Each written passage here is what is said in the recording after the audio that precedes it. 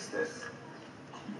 Songez à cette phrase gravée dans la pierre sur la tombe de René Lévesque, à Québec, dans notre capitale nationale. Cette phrase, elle est due à Félix Leclerc, vous le savez. C'est la suivante. René Lévesque a inscrit son nom sur la courte liste des libérateurs de peuple. Elle est vraie? Non. C'est son principal défaut. Elle est belle. Elle n'est pas encore vraie. L'œuvre de René Lévesque et de Louis-Joseph Papineau, elle n'est pas terminée. Et nous venons ici, chers amis, pour nous retirer le devoir moral impérieux que nous avons d'aller jusqu'au bout de la route.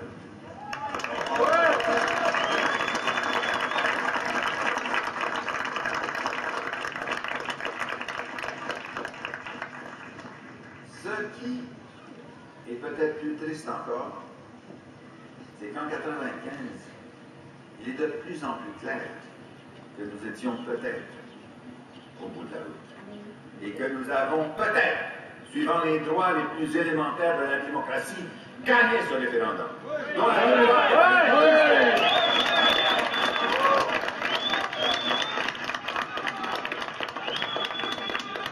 cela veut dire, et je ne veux pas entretenir de ressentiment à l'endroit de la population du Canada. Les hommes et les femmes qui vivent à l'Est et à l'Ouest et qui poursuivent leur destin du mieux qu'ils le peuvent.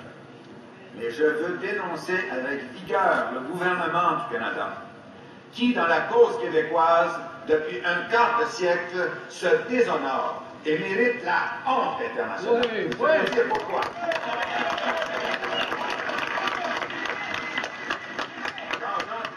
Et autres vont se pavaner devant des forums étrangers pour parler, et je m'excuse de devoir l'imiter, du plus beau meilleur pays du monde, ils devraient rappeler que ce plus beau meilleur pays du monde s'est comporté comme la prison d'un peuple depuis au moins un quart de siècle et davantage.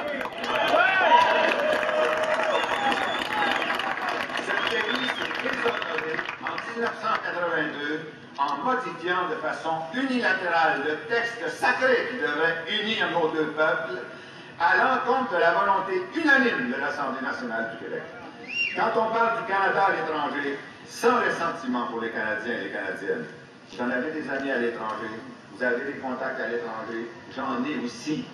Je vous promets de le dire à toutes les occasions qui me seront fournies à la planète entière, que le Canada a encouru le déshonneur de primer profondément les aspirations du peuple québécois en 1982 une première fois.